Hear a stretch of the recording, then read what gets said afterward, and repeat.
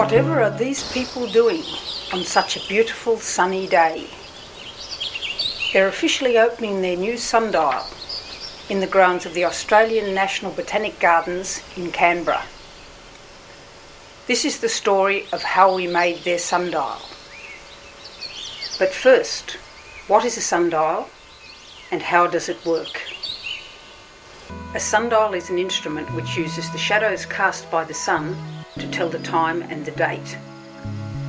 You're probably already familiar with horizontal sundials, where a triangular gnomon casts its shadow onto a horizontal scale which is marked out in hours.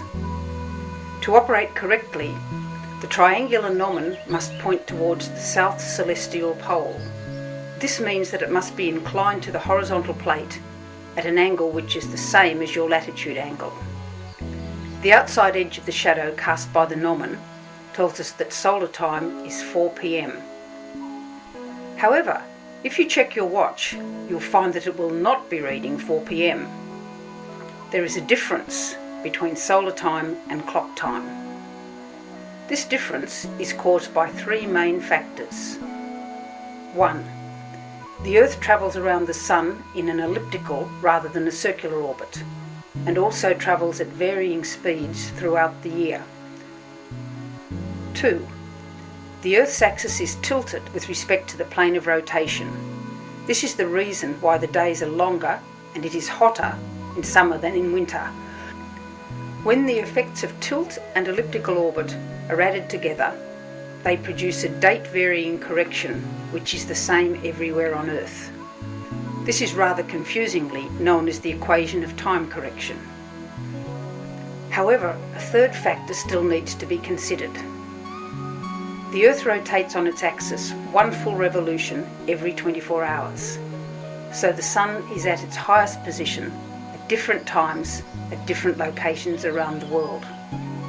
Thus every place has its own local time, which is different to the local time for places located either further east or further west. For every place to have its own local time is quite impractical. So the Earth has been divided into a series of standard time zones, within which every place has the same time. Because it takes some time for the Sun to travel across each zone, a different number of minutes needs to be added at different places to allow for this longitude correction. When these three separate effects are added together for a given location, a correction curve can be produced, which allows a sundial to tell correct clock time. For a given location, this correction depends on the date. For a given date, this correction depends on the location. To obtain correct clock time from a sundial, you need to read solar time from the gnomon shadow and then add the number of minutes correction which is appropriate for the date. Sundials Australia like to display the time correction in the form of a graph.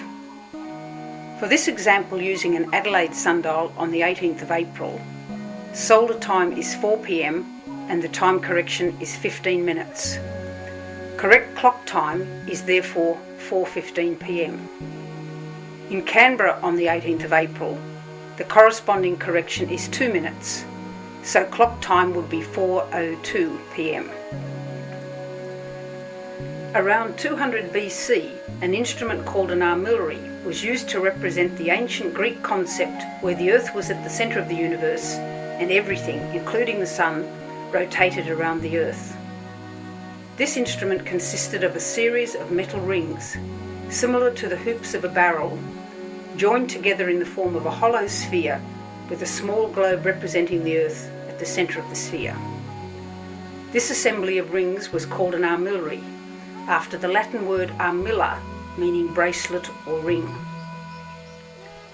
Originally 10 rings were used, and they denoted the 10 major circles of the celestial and terrestrial spheres placed in the correct relationship to one another. 10 rings are no longer used because of the confusion which results from so many shadows.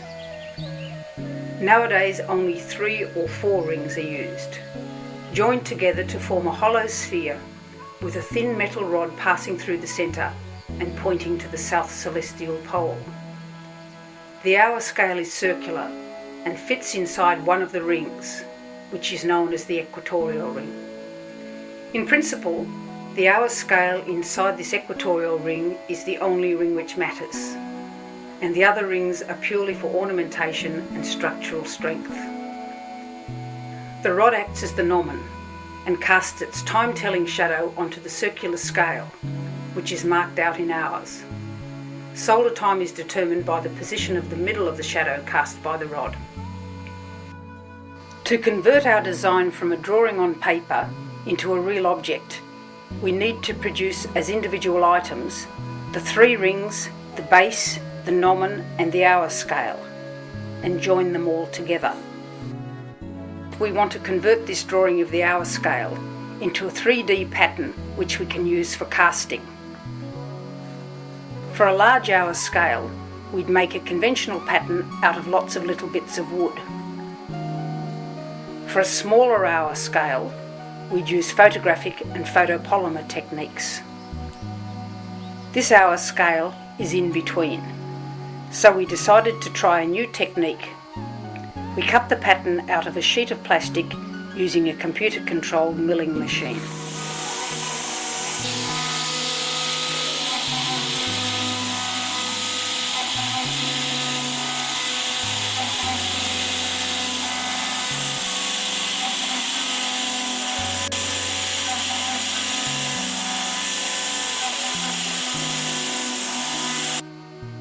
The inside is finished.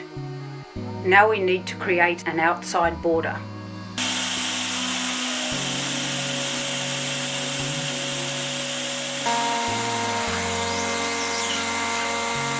This shows the original drawing of the hour scale. The green lines show the path of the tool bit going back and forth and in and out as it cuts out the pattern, and then the finished plastic pattern. It was quite fascinating watching the machining. The computer-controlled cutting path went all over the place, but ended up doing a superb job. We've cut out the hour scale from the plastic sheet and are now shaping it to form a pattern for casting in bronze.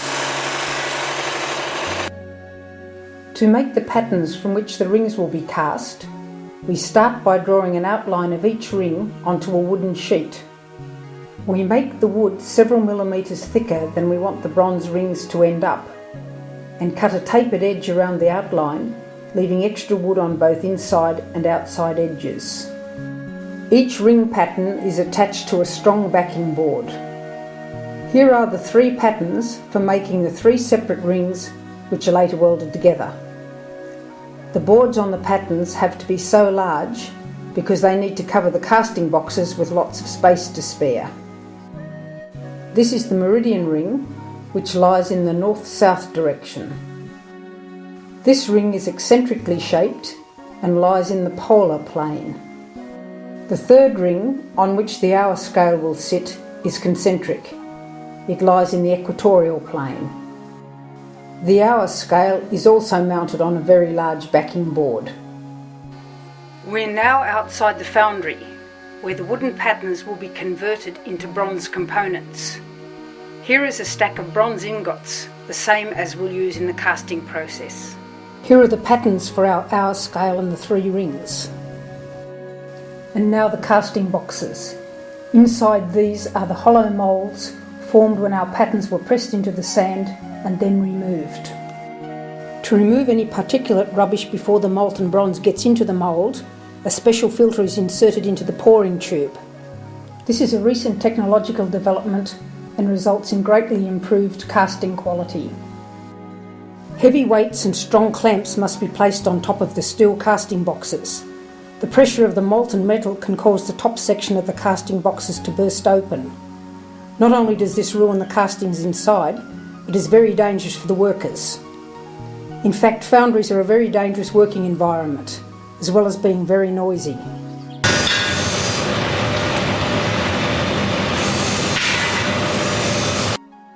Now we're getting ready to melt the bronze.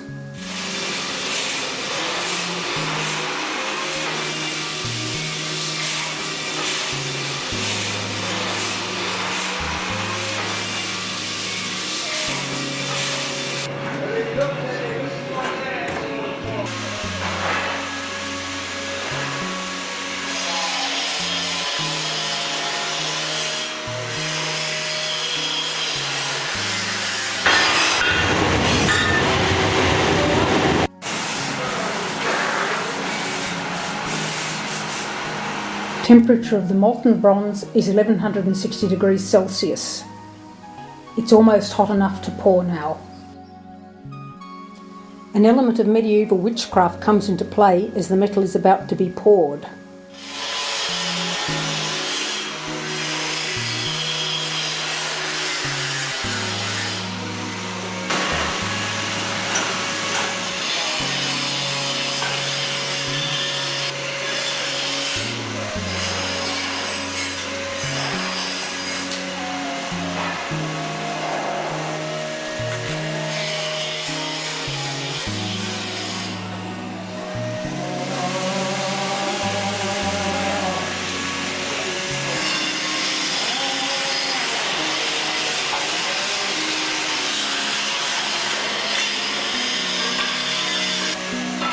Here we have a crucible of very hot molten bronze.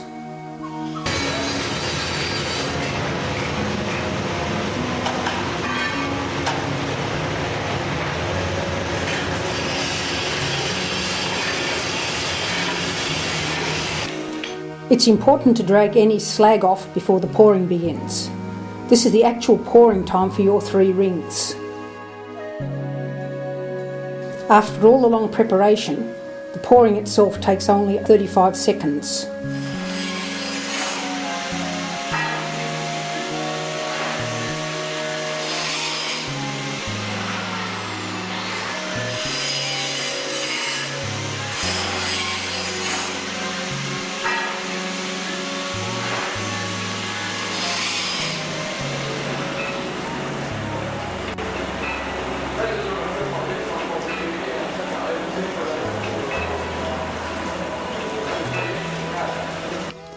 You can see that the metal in the pouring tube is white hot. The metal's starting to cool, and now it's a lot cooler. However, it's still much too hot to touch. This is an exciting time. We're about to open up the casting boxes and see how our rings turned out.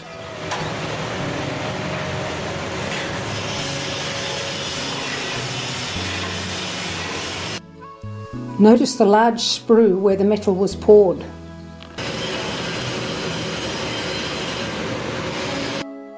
This is what remains of the top half of the mould. You can see the big hole in the sand where the large sprue went through. And now the bottom half of the same mould.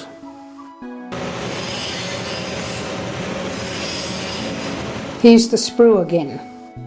When the sprue is cut open and polished, you can see the filter plug on the bottom. You wouldn't normally cut this open, but we did it just to show you what it looks like. Our 3 rings released from their moulds. It's now time to expose the hour scale.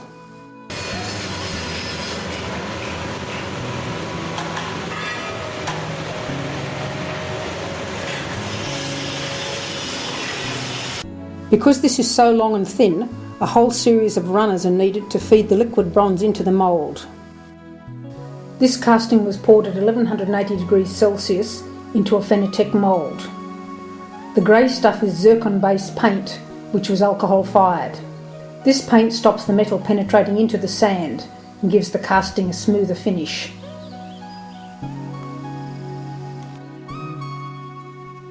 Now you can compare this bronze output to what you remember of the plastic pattern input.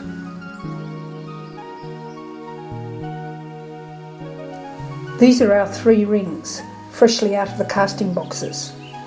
The surface that was poured facing downwards is always better quality than the surface facing upwards, because any dross in the bronze melt will float to the top of the casting. In this view, we're looking at the better surface of each ring. Now we've turned the eccentric ring over to show you how bad the worst surface is. You can see from the cut-off sprue that this was the surface facing upwards during the bronze pouring. There are lots of rough, sharp edges here, which we have to grind away. The process of cleaning up rough castings is called fettling. Often it's necessary to spend a lot of time fettling before you can begin any proper machining.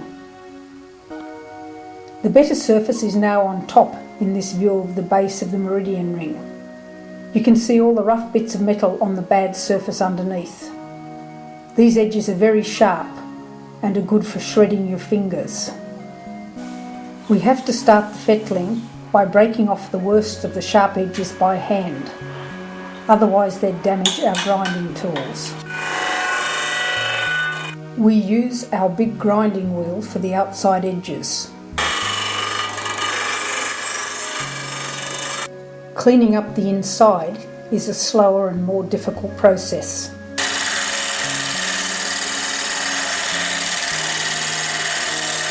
An orbital sander does a good job on the faces. On the hour scale, we've roughly cut off all the runners through which the metal was poured in the casting box. And now we need to clean it up.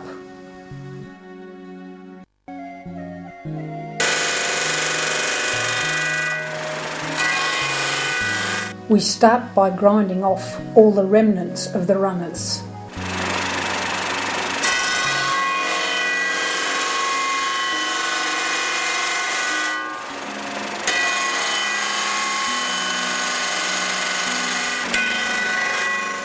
And then grinding all the edges smooth.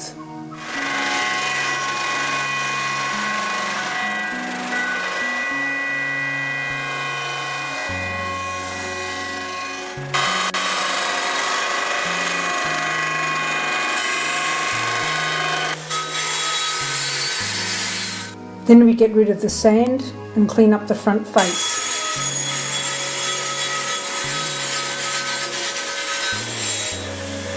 And use an orbital sander to clean up the back face.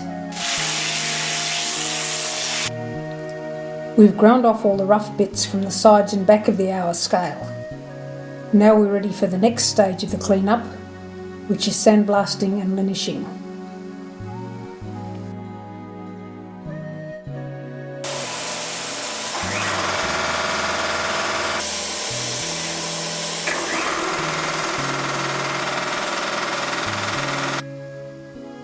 After the front face is cleaned up, we have to mark out where to drill holes to attach the hour scale to the polar ring.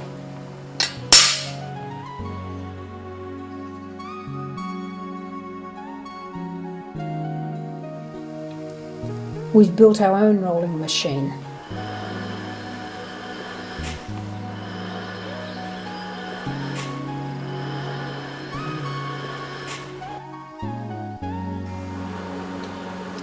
Many pass-throughs are needed to get the hour scale to its correct diameter. Does it feel hard at this stage?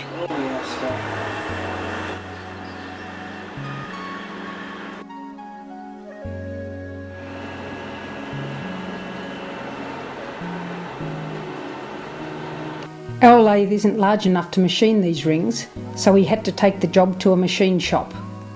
First we need to clean up the outer faces. Two of the rings are easy, but the meridian ring setup is more difficult because of its odd shape.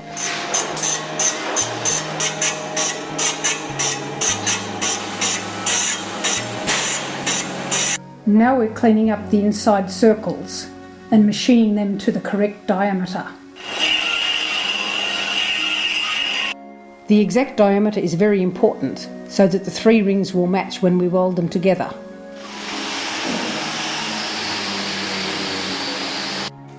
Finally, we need to finish the inside circles and put on a chamfer. Here John is fitting the rolled hour scale to the polar ring.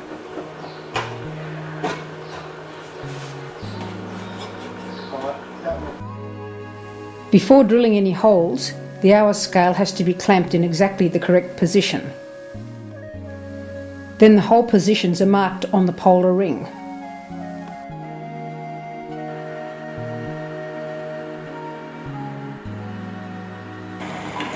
Every stage in making this sundial has to be done very meticulously.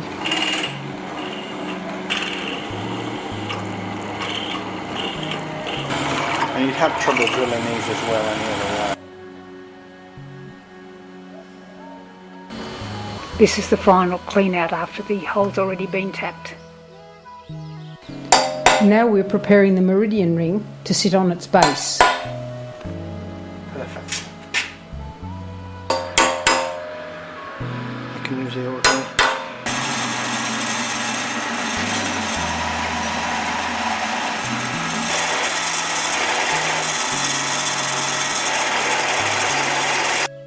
We fitted and clamped the 3 rings together, ready to take to the bronze welder.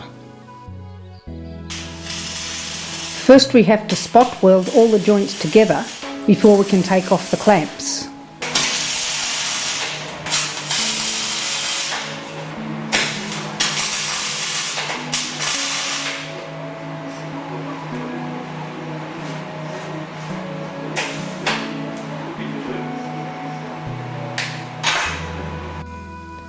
The poor welder has to operate almost blind, with thick filters to protect his eyes from the ultraviolet.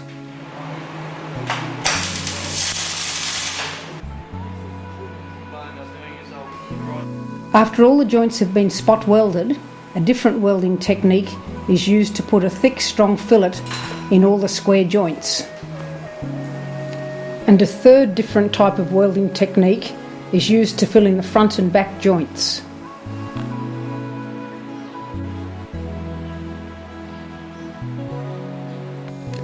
Each joint area is flamed to anneal it and to reduce distortion.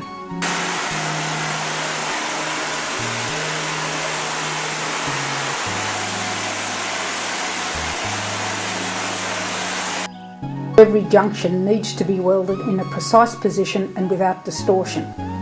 We also require a good thick fillet of weld for us to later grind to a smooth joint.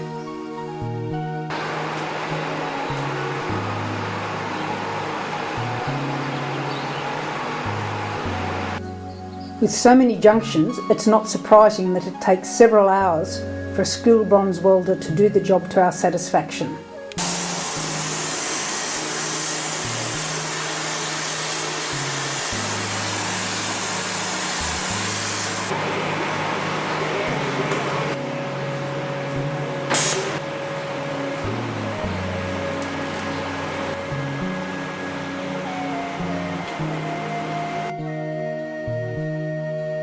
Now the sphere is back from the welder. We've had a test fitting of the time plate and everything fits beautifully. So the next stage is to take out the hour scale, grind all the joints to make them feel smooth and look lovely, clean up all the welding burn marks and do our surface finishing. Then we'll put the hour scale back in and install a gnomon. The heavy base detracts a bit from the grace of the sundial, but makes it very difficult for vandals to lever the sundial off its pedestal. To ensure that the sundial is rugged enough for a public place, we have heavy-duty joints in all the junctions. This is what they look like before we start work on them. The first stage of the cleanup involves grinding the welded joints on the inner and outer rings so they end up smooth. Next we clean up the junctions to make a smooth transition from one ring to another.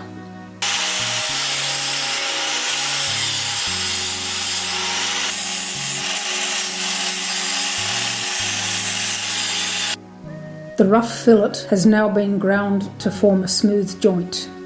We've just weighed the sundial, complete with the base. It weighs 78 kilograms.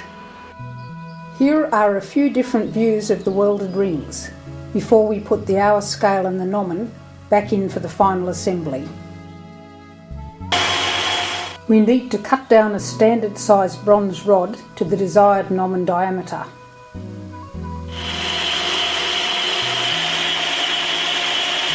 Then we need to fit the gnomon rod to the precise internal diameter of the meridian ring.